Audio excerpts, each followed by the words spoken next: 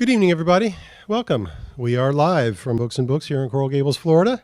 To our internet audience watching, if at any time during tonight's presentation you'd like to purchase a copy of the book being presented, you can do so by calling the number on your screen. And with no charge for shipping here in the U.S., we'll send you an autographed copy of the book. And for those of you here, please silence your cell phones. And I encourage you to go to our website at booksandbooks.com for a complete listing of all of our events, past and future. While you are there, please give us your email address so we can keep you apprised of all the events that we have at all of our locations. We archive all of these live streamed events too, so you can watch them anytime by following the link on our page. You can also visit us on Facebook and Twitter. Tonight we are very happy to have with us Charles Cobb Jr. and This Nonviolent Stuff Will Get You Killed, How Guns Made the Civil Rights Movement Possible. To introduce our author this evening, we have from the Society of Professional Journalists, Dina Weinstein. This event is also being presented in collaboration with the Society of Professional Journalists and the South Florida Black Journalists Association. So let's give Dina a nice big hand. Thank you. I'm the programming chair of the Society of Professional Journalists. If you're an aspiring journalist, a journalist, or you support journalism, I hope you'll join. Check us out. We have lots of great events and support online, spj.org. I met Charles Cobb at Freedom Summer Conference in Ohio, at Miami University, and learned he is based in Jacksonville, said got to bring him to Miami to talk about his new book. Charles Cobb was born in Washington, D.C. From 1962 to 67, he served as field secretary for the Student Nonviolent Coordinating Committee, SNCC, in Mississippi. He began his journalism career in 1974 as a reporter for WHUR Radio in Washington, D.C. In 1976, he joined the staff of National Public Radio as a foreign affairs reporter, bringing to that network its first regular coverage of Africa. From 1985 to 97, Cobb was a National Geographic staff member, traveling the globe to write stories on places from Eritrea to Russia's Kuril Islands. He's a senior writer and diplomatic correspondent for allafrica.com, the leading online provider of news from and about Africa. And he's a co-author of with civil rights organizer and educator Bob Moses, Radical Equations, Civil Rights from Mississippi to the Algebra Project. His book, published in January 2008, is On the Road to Freedom, a guided tour of the Civil Rights Trail. And in 2008, the National Association of Black Journalists honored Cobb's work by inducting him into their Hall of Fame. And he's going to speak today about his latest book, This Nonviolent Stuff Will Get You Killed. He's based in Jacksonville. Please welcome Charlie Cobb.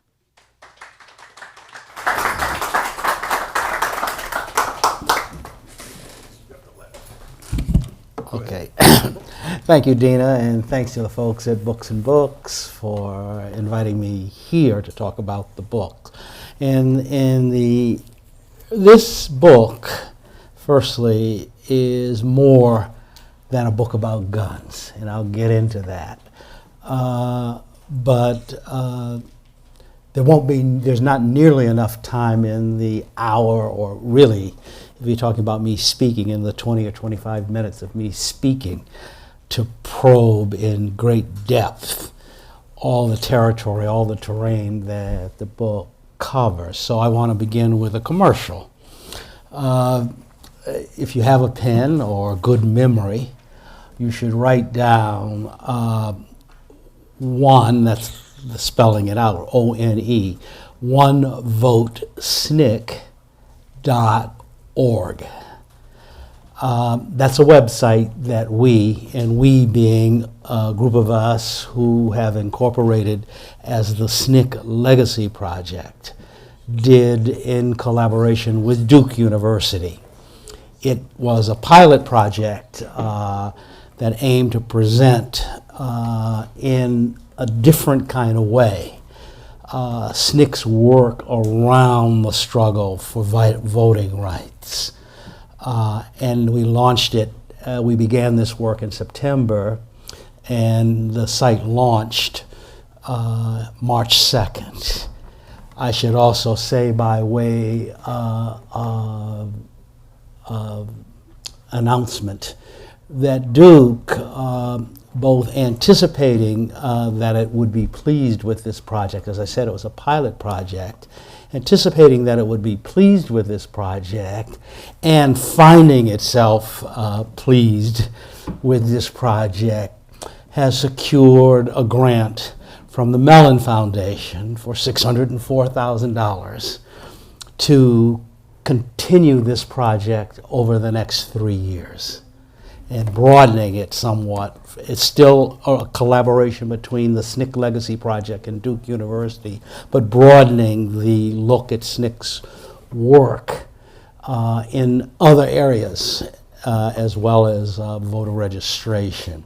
This is an important project, I want to say, because it pilots, in addition to as a pilot with Duke University, it also pilots how veteran activists can collaborate with the academy or the university to approach history in a different kind of way. The site remains true to SNCC's tradition in the sense of presenting voices and events from the bottom up as opposed to the top down. It's very much a site about grassroots organizing. It very much is a site about ordinary people, struggling to gain freedom and full citizenship, I think in ways that are still relevant today. So as I said, you can write down one vote SNCC, one vote SNCC.org, and see the site for yourself. It contains, some 80 some odd profiles of people. It has audio-visual material. It has archival material, original archival material. It contains a huge body. We use some 500 sources of archival material to begin telling this story, and we've only scratched the surface. And as I say, it was done in conjunction with Duke University's Center for Documentary Studies and Duke's library system, and us as the SNCC Legacy Project. So that's the only commercial I'll burden you with this evening. Now, when I say that this book is about more than guns, what I mean is that in one level, I have found since the book was released June 4th of last year, and I found people surprised at this link I made between, my stance that guns were essential to the Southern Civil Rights Movement. People want to know how do you reconcile then a movement that declared itself a nonviolent movement with the use of guns within that movement, and the answer to that is at once simple and complex. I mean, the best way to get at that is simply to think of black people in the South, and this book is largely set in the rural South, where guns are very much a part of the tradition, and in fact, guns, I argue in the book, and gun usage transcends race. If you look at the rural South in the 1960s, guns are just a part of the culture. So the first step to understanding why I think there's no contradiction between being a part of a nonviolent movement and the use of guns in the rural South is that if you think of black people as human beings, then as human beings, they're going to respond to terrorism as best they can. The considerations are practical, of course, because we're not talking about armed assaults on county courthouses. We're not talking about assassination squads going after the police or even the Ku Klux Klan.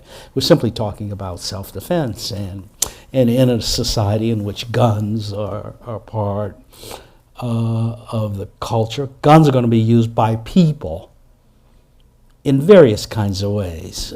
So in the rural South, which is also a very poor part of the country, guns were first used just to put food on the table. People went out hunting. Where I stayed when I first came to Mississippi in 1962, I stayed with an elderly couple. They were in their 70s. Mr. McDonald the patriarch, if you will, of the household I was staying at, went out every morning hunting, because he had me and 2 other SNCC field secretaries. We were all young and ate a lot. And the only way he was going to be able to feed us was to shoot something, a rabbit or whatever. So firstly, in this poor part of the country, guns were used to put food on the table. Guns were also used in that same similar sense to chase varmints out of the gardens that almost everybody had, rats and the like. And lastly, of course, guns would be used when necessary and when practical, and that's really key to understanding this. When practical, guns would be used to fend off nighttime marauders belonging to the Ku Klux Klan and other terrorist organizations. And I simply tell that story. It's only surprising to people because I'm writing about black people in the rural South, and I'm writing about civil rights struggle, which has sort of, in my view, and that's another reason for the book, been very narrowly defined as mass protest in public spaces led by charismatic leaders. And the approach to this view of the Southern movement is from the top down instead of the bottom up. So we miss a huge chunk of the story that involves ordinary people who are not charismatic and are not famous, the kind of people who would say they're a part of the nonviolent movement as they're cleaning their rifles. And that's how people thought. They saw themselves as part of the nonviolent movement. They saw no contradiction whatsoever in also grabbing the Winchester off the wall or out of the corner, or the shotgun out of the corner to drive away night riders. I mean, there just was no. So this dichotomy, I'm trying to say, within the context of grassroots community organizing in the rural South, is a false dichotomy. Nonviolence operated in tandem with self-defense rather than in opposition to self-defense. The title of this book, This Nonviolent Stuff Will Get You Killed, comes from a legendary figure in Mississippi's movement, though not well known outside of Mississippi, Hartman Turnbow, small farmer, leader of the NAACP branch in Holmes County, Mississippi. And he met Martin Luther King in 1964. And after the usual courtesies of introduction, he told Reverend King, and Mr. Turnbow was not known to bite his tongue about anything. He told Reverend King, this nonviolent stuff ain't no good. It'll get you killed. And I simply found that too long for a book title. So I shrank it down to This Nonviolent Stuff Will Get You Killed to make the same point. But the props belong to Mr. Turnbow in some ways. Using that quote as the title of the book is a way of pointing to you to where the movement of the South was really lodged in rural counties like Holmes County, Mississippi, and among small farmers and sharecroppers and day workers and maids and cooks and mechanics. None of these people make it, for the most part, into the history, into the historical narrative. And so in some ways, the existence of this book is my own way of criticizing the historiography as it's unfolded. And I should also quote Mr. Turnbow at this point, also by illustrating how guns worked in the South. Night riders, you won't be surprised to know, attacked Mr. Turnbow's farm, and he drove them away with a Winchester rifle. And if the rumor is true, killed one of the marauders, one of the night riders. And when we showed up the next morning, the very first thing out of Mr. Turnbow's mouth was, and I'm quoting him exactly, I wasn't being nonviolent. I was just protecting my family. And see, you have to get at that to get at how the movement really worked. And it's not, I'm not talking about some kind of cowboy movies where the good guys are at one end of a dusty southern street and the bad guys are at another end of a dusty southern street, and whoever's fastest on the draw or can raise his or her rifle up and get the other guy is the winner. It's not like that at all. I mean, fundamentally, people made two decisions. People knew they had long been in the habit of protecting themselves and their families and their communities. If you think about it, nonviolence is a relatively new approach to political struggle in the United States, certainly in the black community. If you really look at the tradition in the black community, it's an organizing tradition. Not a tradition of protest. So we African slaves, enslaved Africans, were not conducting protest marches on auction blocks. And enslaved Africans were not conducting sit-ins at plantation manor dining room tables, seeking a seat at the table.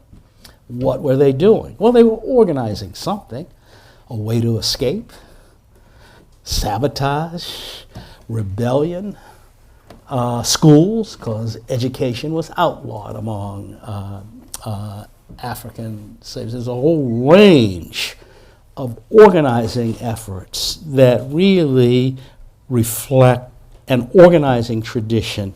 I argue in the book that goes all the way back to 1607 when the Jamestown, Virginia colony was founded.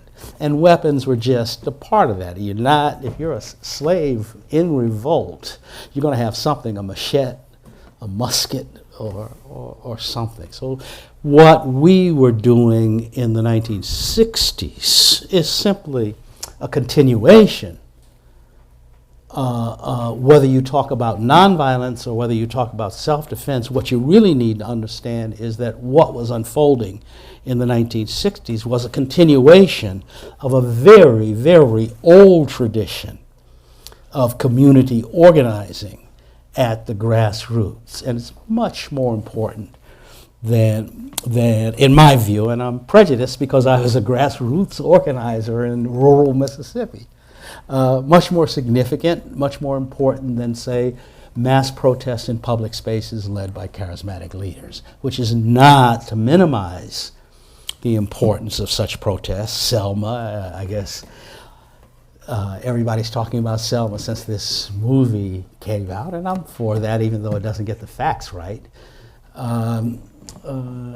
But the real tradition to understand is the community organizing. So I want to tick off three aspects of the community organizing tradition that are both relate to guns, though not directly, but also will give you some insight as to what took place. The first is that people in the South, black people in the South, who were usually spoken for by others, whether they were spoken for sympathetically in the sense of sympathy for their plight, or whether they were spoken of with hostility, as, say, the White Citizens Council would. People in the South who were usually spoken for by others found their own voices and began to speak for themselves in ways in which they could not be ignored. This is what Mrs. Fannie Lou Hamer's story in Mississippi boils down to. She found her own voice, began to speak for herself, speak for her communities, and because of the power of her voice, she could not be ignored. Secondly, what you see again, and I'm really talking about the 1950s and 60s, is a convergence of young people like me. I was 19 years old when I went to Mississippi, with older people who had been out there engaged in struggle. You see this convergence of young people with older people who are willing to offer both their experience for us to use and networks, access to networks that they had begun developing in many instances before we were born. This is AMSI Moore. I mean, SNCC would never have been involved in voter registration except that AMSI came to SNCC's second conference and put it on the table. AMSI liked the energy he saw in young people like myself who were engaged in sit-ins. He had absolutely no interest in sit-ins in his little bitty Mississippi town, Cleveland, Mississippi. Had none. What he wanted and what he pushed us toward was voter registration. He had an idea about black power long before Stokely Carmichael shouted out that phrase on Highway 51 in Mississippi, and he wanted to use our energy to get it. And he was persuasive in part because of another older person whose work in life converged with us, and that's Ella Baker. Because what Miss Baker, the most influential adult in SNCC, taught us was that we should pay attention to voices at the grassroots. We should pay attention to men like AMSI Moore and women like Fannie Lou Hamer, or others far less famous, Muhammad Ali Reigns in Southwest Georgia, or R.L. Strickland in Lowndes County, Alabama. So Miss Baker's influence converged with AMSI's ambition in the sense of using our energy.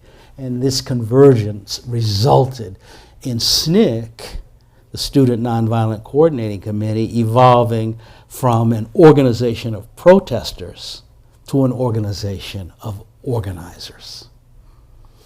And lastly, the other important aspect, and this book sits and tells that story. Lastly, as important as the challenges to white supremacy and racism and segregation were in the Southern movement, more important were the challenges that black people made to one another within the black community. If you really want to understand the dynamic of the movement, then that's what you have to understand. I'll tell you two quick stories. Martin Luther King. You know, the Montgomery, Alabama bus boycott was to be a one-day bus boycott. And the boycott that one day was so successful that the black leaders of the community, mostly ministers, met at Martin King's church to discuss extending the boycott until the city caved in and desegregated the buses. And most of the ministers had one excuse after the other about why they couldn't do that. Maybe we ought to form a committee and go down and talk to the mayor or the city council. They had one excuse out, and then the real leader of Montgomery's black community stood up, A. Philip Randolph. I'm sorry, not A. Philip Randolph, E.D. Nixon, a Pullman porter and part of A. Philip Randolph's Brotherhood of Sleeping Car Porters, a member of the Brotherhood of Sleeping Car Porters. He stood up, E.D. Nixon, and said, and this story came to me from a lady who's passed now, but Johnny Carr, who was very much a leader of Montgomery's bus boycott, and Ms. Carr said, E.D. Nixon stood up, and I'm quoting her now, and looked at these ministers and accused them of being cowards. What Ms. Carr said she told them was, being the reporter I had to say, well, what did he tell them? He said, E.D. Nixon said, quote, "You preachers been eating these women's fried chicken long enough. Now it's time to get up off your behind and do something for them." Because, you know, it's the women who are riding the bus from one side of town to the other. They're the maids, and they're the cooks, and the babysitters, and all of that. So they really, much more than the men, are facing the brunt of this white supremacist hostility. So Nixon says this, the ministers are embarrassed, but then Martin Luther King, then 26 years old, stands up and says, "I am not a coward." And everybody's embarrassed, and they organize the Montgomery Improvement Association. That same evening in Martin Luther King's church, And they make Martin Luther King the head of it, this 26-year-old preacher who's brand new in town. So the way to understand that story is to understand it as challenge made by one black person to other black people to do something. And that's the real story of a lot of the movement that unfolded in the South. Everywhere, black people are challenging other black people to do something. I wound up in Mississippi not because I had some master plan or sense of being in Mississippi. I was involved in the sit-in movement. And because I was involved in the sit-in movement, CORE, the Congress of Racial Equality, gave me a bus ticket, gave me money to buy a bus ticket to participate in a workshop for young people and civil rights in Houston, Texas. I bought this ticket. Washington, D.C., I was a Howard University student, Virginia, the Carolinas, Georgia, Alabama, Mississippi, Louisiana, and on into Houston, Texas. Well, I got off the bus in Jackson, Mississippi. Now, why did I get off the bus? Because for my generation of black people, Mississippi was entirely identified with the murder of Emmett Till. We couldn't imagine a worse place on earth, indeed, a worse place in the entire universe for a black person than Mississippi. But the students in Jackson were sitting in. And that intrigued me. I said, well, what kind of Negroes are these that they'd be sitting in Mississippi? It's one thing for me as a Howard University student to be sitting in Washington, in Virginia or Maryland. It's qualitatively different to my way of thinking for students to be sitting in Mississippi. So I wanted to meet them. And I made my way to their headquarters and told them pretty much what I'm telling you. And one of these students, Lawrence Guillot, who would later become the head of the Mississippi Freedom Democratic Party, great big guy, got up after I explained that, yes, I'm just passing through and wanted to say hello, da-da-da-da-da. He gets up and kind of hovers over me and then speaks with total disdain. And he tells me, he says, you're going to Texas for a workshop on civil rights? What's the point of that when you're standing right here in Mississippi? Then another one of these students who was in the room, Jesse Harris, who just passed away, chimes in. He says, yeah, Charlie, you're in the war zone here. Well, see, what I'm faced with right then and there is both a challenge and a demand. And the way to understand this story is the same way you need to understand the story I told you about Martin Luther King, that it's these challenges that shaped the movement. In my case, I never got to Texas, and I wound up staying in Mississippi for almost 5 years, organizing primarily in that state around issues of voter registration. It was the challenge. Everything, if you really look at what the dynamic of the movement was, are these challenges. And I spent longer on that than I intended to, but I think it's so very, very important. It's so very, very relevant to struggle today with groups like the Black Lives Matter group, or the Dream Defenders here in Florida, or the Moral Mondays in North Carolina, or the Cure Violence people in Los Angeles. There are whole lots of groups. And what you're seeing, and we don't know how it's going to come out, are today, just the way we saw 50 years ago, are young people challenging other young people to do something. And I think that's the key phrase, the challenge to do something, even if they're not clear yet about what it is exactly they want to do, because they haven't really so far completely made the transition from being protesters to being organizers.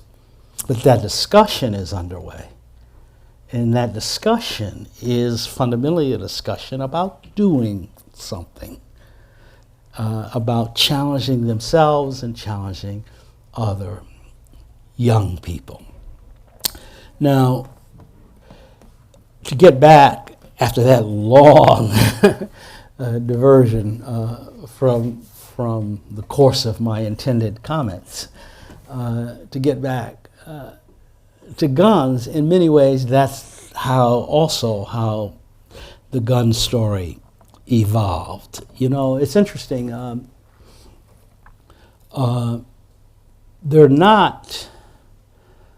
There aren't many examples of organized self-defense groups. You have the Deacons for Defense in Louisiana, Robert Williams earlier in Monroe, North Carolina, and the NACP branch he organized there in the middle 1950s. You had an unnamed group in Tuscaloosa, Alabama, that organized self-defense to protect the Martin Luther King's SCLC chapter in that city, a city notorious for Ku Klux Klan violence. And what they were telling us, these groups, was and I'm thinking of someone whom I could say, would say this, I'm quoting almost word for word. They were saying, we like what you are doing, but we're not nonviolent. And so we see our mission as keeping you alive. We're not going to let these white people kill you. Because, and you have to add that to it, because we like and admire what you're doing. We think you're doing the right thing. And if you're going to be nonviolent, and not many of us were, but if you are going to be nonviolent, we are going to keep you alive. It's as simple. This is not rocket science here. And I think it's just that the idea that people would use guns to protect themselves and people they care for has been excluded from the narrative for so long. You get surprised that somebody puts it in the narrative, you know. I want to say before taking questions, just make one other point. And a lot of these people I'm talking about, and I spend a lot of time with this in the book, are World War II veterans. I think that World War II and the veterans of World War II changed the climate of the South.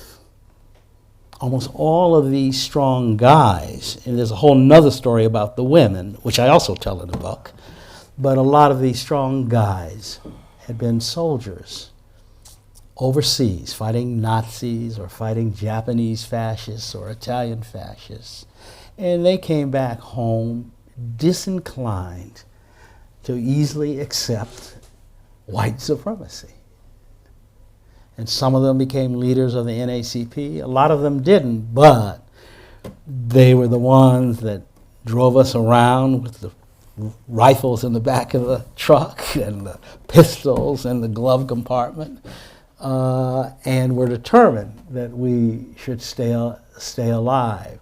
They were the ones who really first, after a long quiet period, began to directly attack white supremacy, racism, and segregation. This is Medgar Evers' story and his brother Charles. This is Amzie Moore's story. This is Aaron Henry's story, who was the Mississippi president of the NACP, and a whole lot of other people I could tick off just off the top of my head, who had fought, and come back with both new ideas and souvenir weapons, and who kept us alive. And I think on that note, it's worth taking questions now. Thank you.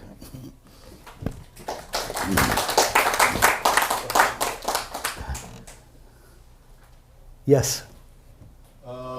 Well, I find your presentation fascinating, and I've also read some reviews about your book before coming here, and I actually have several questions. I hope other people do too.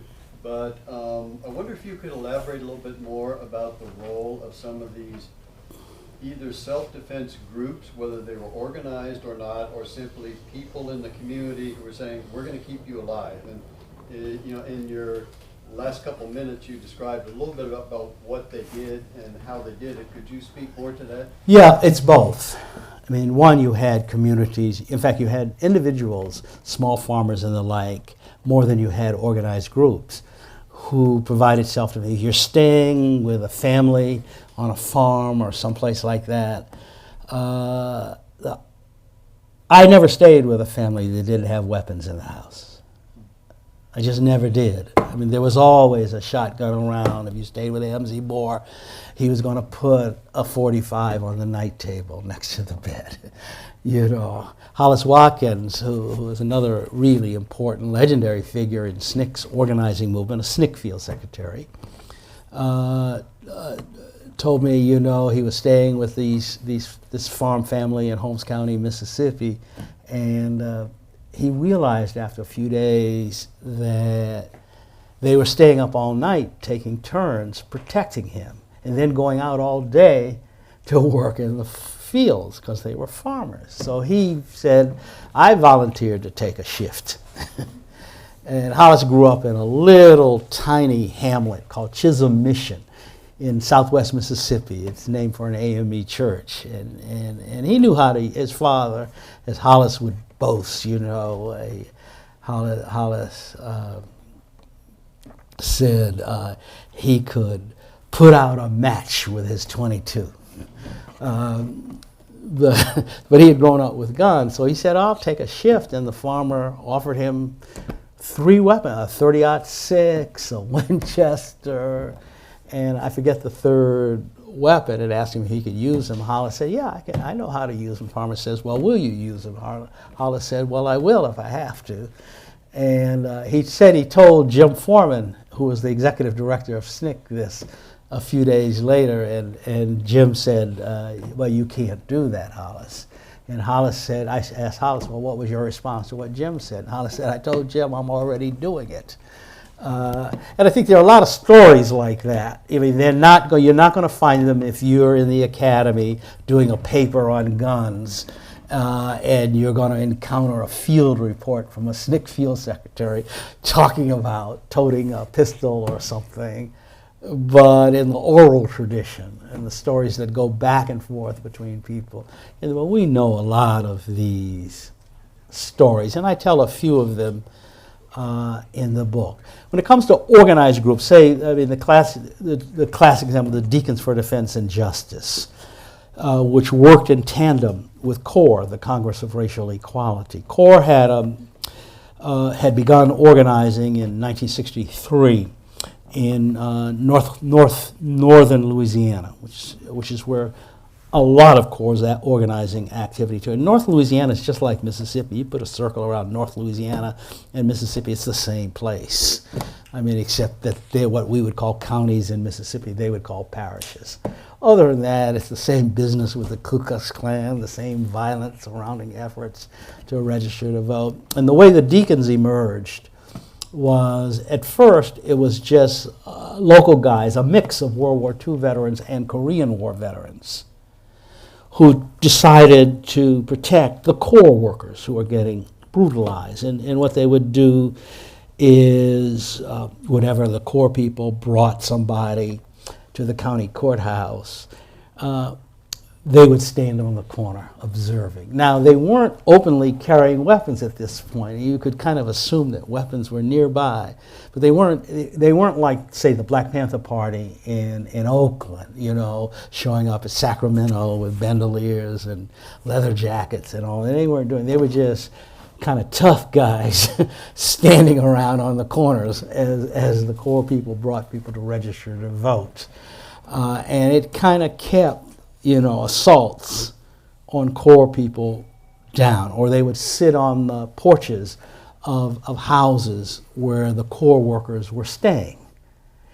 And it slowed but did not stop the violence. So they began first, particularly not so much downtown at a county courthouse, but on porches and in church meetings and the like, began showing up with weapons. And clearly there to protect organizers for the Congress of Racial Equality. And somewhere in there, the discussion seems to have come from several different directions about maybe we should organize ourselves formally, elect a president, have bylaws. Eventually, because the Deacons for Defense and Justice eventually incorporated as it's interesting, as a kind of a social service organization. And if you read the papers, you sort of have to, you would not know that this was an armed self-defense group. You have to be pretty deep into their bylaws before you encounter a sentence, something like, I forget the exact sentence, something like, also to protect the community. That's the end, that's it. Which of course can mean anything.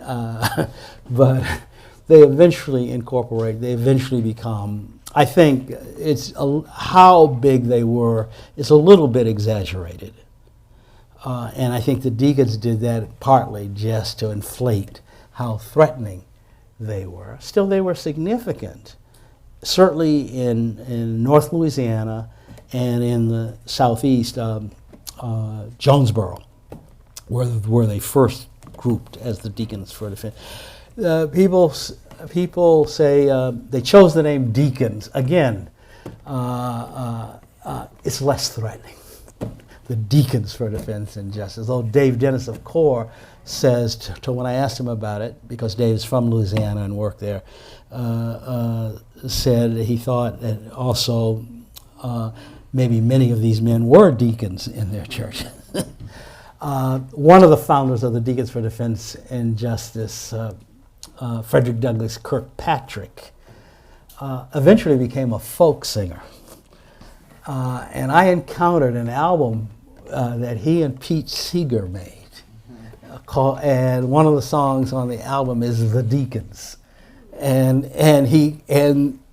the lyrics are a little oblique, but he seems to be saying in the song, we'll call ourselves, this is a rough quote, it's not an exact quote, we'll call ourselves the Deacons, and won't they be surprised? Something like, and it kind of ends, and yes, it really worked. They didn't exist for very long. They really only exist in the decade of the 60s, because with the passage of the Voting Rights Act, the increased intervention of the federal government, the need for a group like the Deacons to keep down the violence diminished. In Tuscaloosa, Alabama, it's a little different. The group in Alabama that was formed by a guy named Joseph Malashab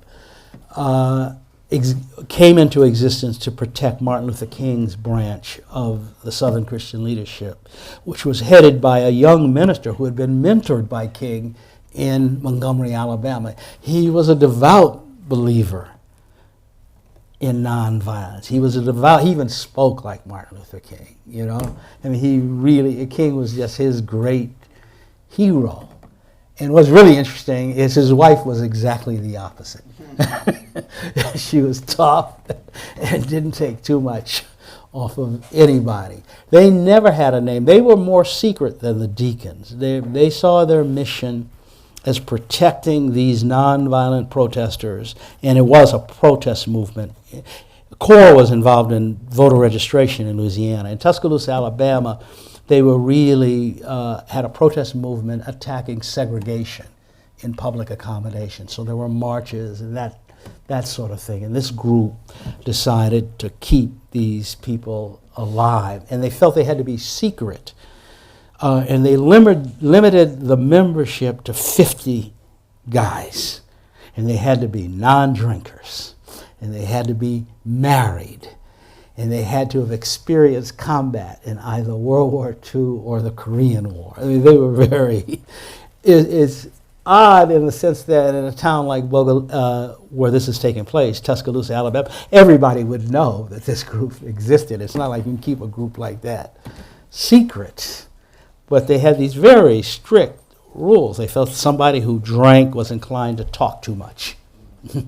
They felt somebody who was not married was not stable enough.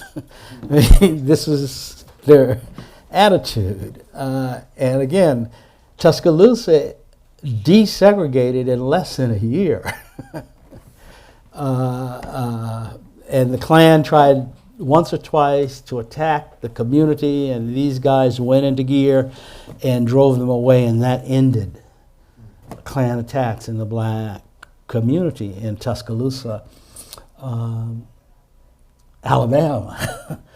And they, again, because they were successful, they disbanded. Now, they met every day with the leaders of the nonviolent movement. They wanted to know what your schedule is. Where are you planning protests? Let's coordinate this. And so wherever there was protests, so was this group, which, as I said, had no name. And we don't know, there's no reference to it that I could find in the papers of SCLC or in the writings of Martin Luther King. There was one professor, Professor Nelson, at the University of Alabama, because that's located in Tuscaloosa, Alabama, who wrote about them.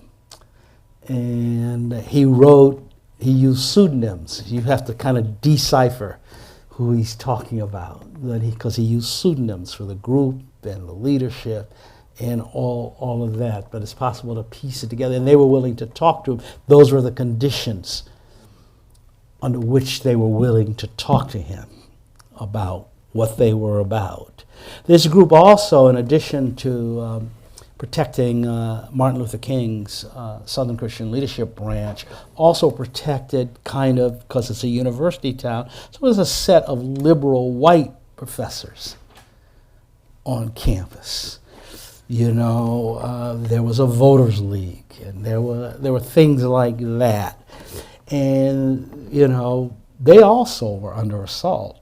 And this group took it upon themselves to protect this group. And according to one person I talked to, they didn't even know they were being protected. The group was following them as they went out to do their thing, because they couldn't be proximate to them in the way they could with black people in Alabama. And this is 1964.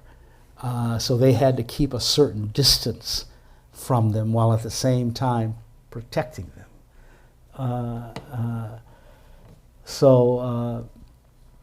Those are in some ways atypical, as was Robert Williams's branch of the NAACP. Robert Williams also organized a National Rifle Association branch in Monroe, North Carolina. So the membership of the NAACP converged with the membership of his National Rifle Association branch, in which I like telling National Rifle Association people the story of their branch in Monroe, North Carolina in the 1950s. But back then the NRA was a different organization, you know, than it is now. So that's the short answer to your question. Yeah. So first of all, it's one thing to read history, just such an honor to see history in you, and your sacrifice is beyond amazing, so I thank you. But I don't feel it was a sacrifice. Well, go ahead, though. but I do thank you, regardless. I do have so many questions to ask, but I'll just do a two-part question. They don't have anything to do with each other geographically, but they do in regards to what it is for your story not to be told. And that is, when it comes to the civil rights era, you had so many dynamic women, especially as a part of SNCC, the Diane Nashes, the Fannie Lou Hamers, and then some who aren't as known, Priscilla Stevens and things of that nature. One, can you speak about the role that women played in the civil rights era? Because it's so prominent, much more than we really read about, we hear about, we see about. So that's the first question. And then the second question is, you spent a significant amount of time in Africa. And recently, the journalist Howard French wrote a letter to 60 Minutes in regards to him believing that they provide a very skewed perception of Africa, where many times black Africans, their voice is not being heard, and consistently bringing about issues of poverty and sickness in Africa, and not necessarily other things that Africa has to offer. So if you could speak to those two realities, I would love to hear it. Okay, and I think they're connected.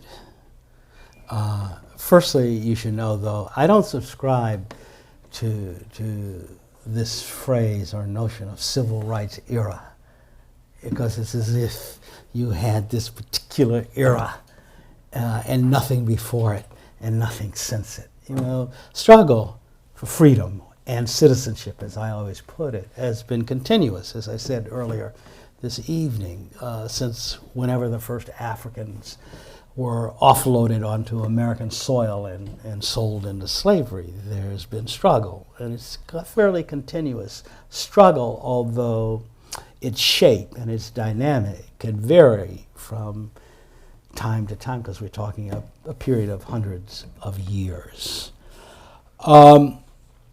Women, I say this, the short answer is there simply would not have been a movement without the leadership of women. And this is an important distinction. I don't speak of the role of women. You know, I speak of the leadership of women. And there simply would not have been a movement without the leadership of women. Certainly for us in SNCC, that starts with Ella Baker. Exactly. You know, and continues with Mrs. Hamer and Annie Devine and Vicki Gray. These are Mississippi women, and Unita Blackwell, or in Southwest Georgia with Mama Dolly Raines, or in Alabama with Amelia Boynton, and so forth, Johnny Carr, whom I was talking about earlier, in Montgomery. So women led. Now, the experience of women varies from organization to organization, although she was reluctant to talk about it.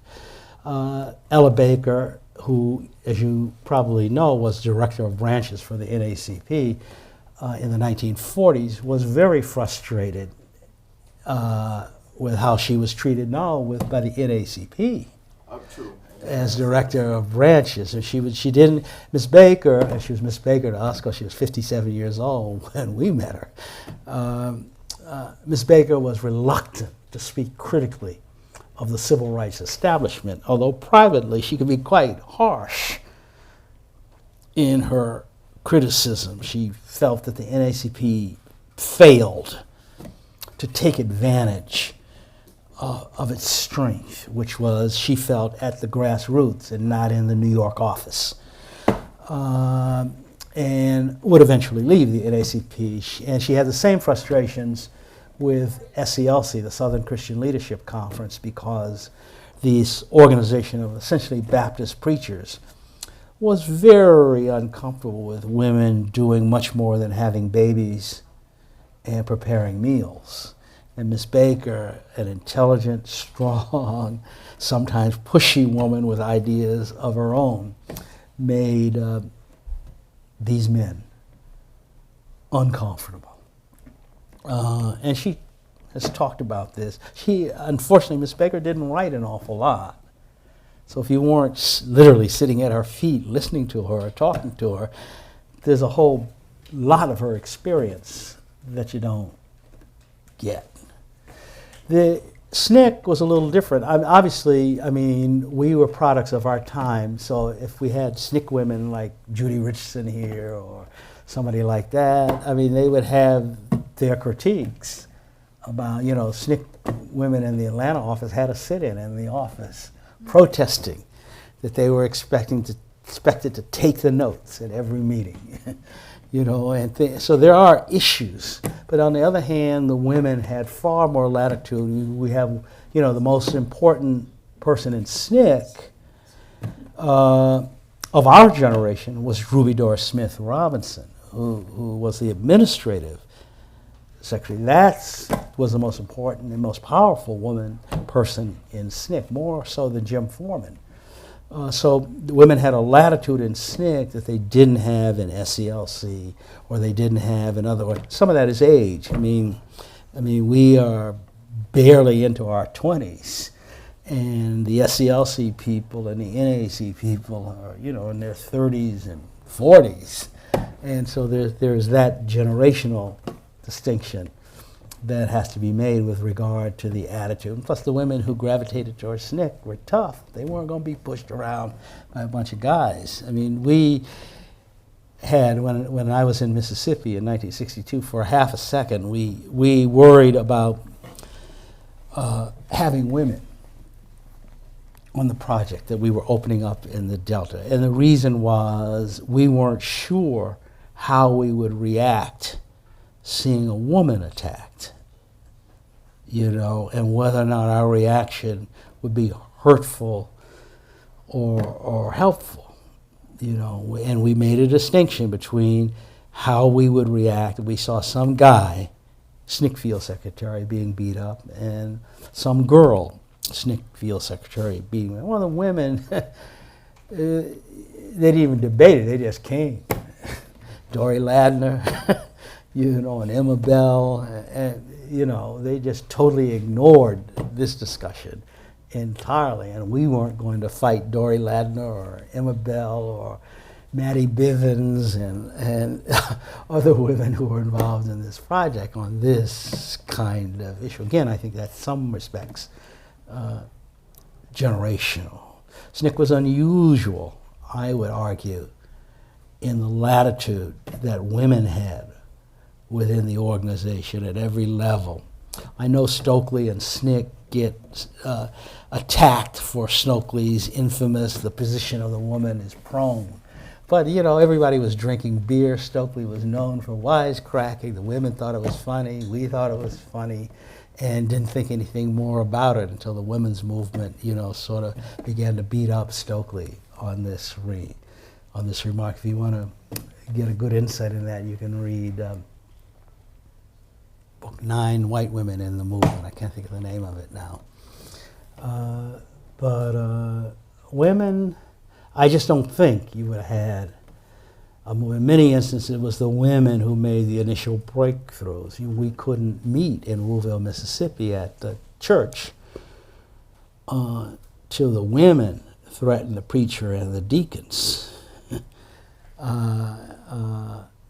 with retaliation if they didn't allow us to hold meetings in the church, Williams Chapel Missionary Baptist Church. So, yeah. And what about the Africa piece? Oh, the Africa, well, the problem with Africa, and here, I covered Africa as a reporter at lots of different levels. One example of the problem you have with the way Africa is portrayed, aside from just the prejudice that's embedded in American culture, and there's a deep prejudice, not just about Africa, but just about black people. And this is a whole story to be told about, and I think it's related to slavery. I mean, in order to enslave people, you have to convince yourself that they need slavery, and that slavery is good for them, and that they're inferior, and so forth. But take, for instance, the Ebola crisis. And I remember, because I was a reporter, when Ebola broke out in the Congo, a decade ago. And the doctors who took on that disease and beat it back, almost without exception, were Ugandan. That was the first fighting force, medical fighting force, against Ebola. So I waited in vain for radio and television, NPR included, to reach out to some of these Ugandan doctors and get their take on, this is early in the Ebola crisis in Liberia and Sierra Leone and Guinea. And they never did.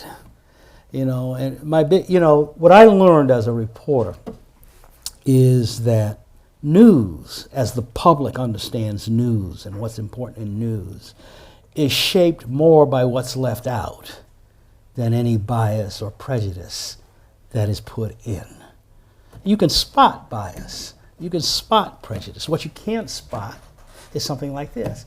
Well, if you know there's a body of doctors with experience fighting Ebola, but they're not called upon for their analysis by media, it affects your view.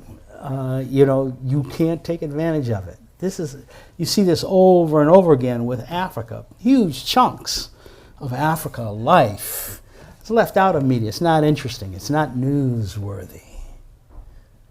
You know, it's not worth our time and attention. What is worth your time and attention is crisis.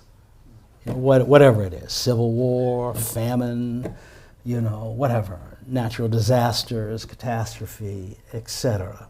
It's dramatic, it looks good on television. In some ways, that's the way they treated us. I mean, if you I said earlier that I thought the movement was shaped more by the grassroots work in rural southern communities. But the thing about that work is that it's not dramatic.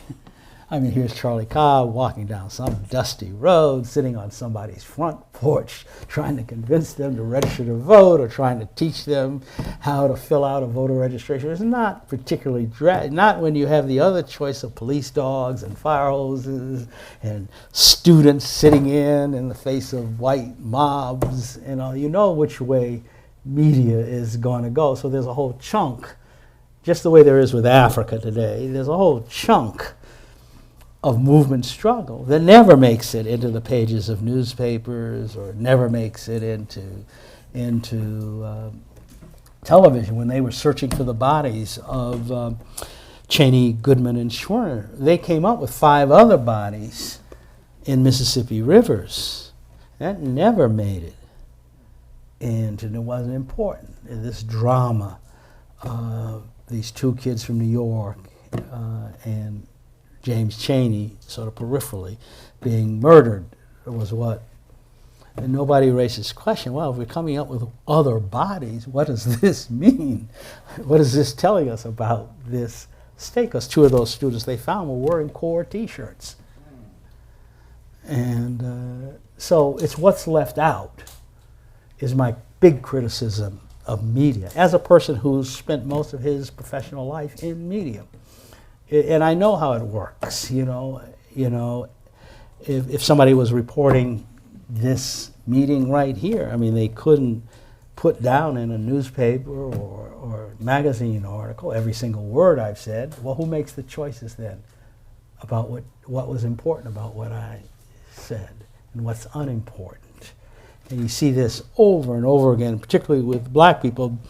Black people don't even exist for the most part in American media until the Montgomery bus boycott. That's when you see the first appearance in mainstream media of black people. If you were going to keep up with black life, black political struggle, civil rights struggle, prior to the Montgomery bus boycott, you read the black newspaper, or the Jet as we called it. That's how you kept up. The public begins to change its mind. News agencies begin to change their mind with the Montgomery bus boycott, the Emmett Till murder, and the Little Rock 9, and the violence that surrounded there. And then, of course, the sit-ins and the freedom rides and things like this, a gradual change in media. But we didn't exist in media. So you could make the case that more than prejudice, just the absence of a presence in media affected how black people, how whites and how the non-black people thought of the black community. That's a long story. I may do a book on that one of these days. Yeah, thank you. I think my hour is up or so. Yeah, thank you. Thank you, Professor Cobb. That was wonderful. Thank you so much. And thank you for filling in the blanks. There's a lot of stuff in here that untold histories. Very, very remarkable work. For those of you watching online, you still have a chance to give us a call. We'll get a book signed for you. For those of you here, the books are for sale behind the counter. Professor Cobb will be sitting right over at that table and sign your book for you. So we thank you so much for coming. We thank you so much for watching. Have a pleasant evening. Thank you.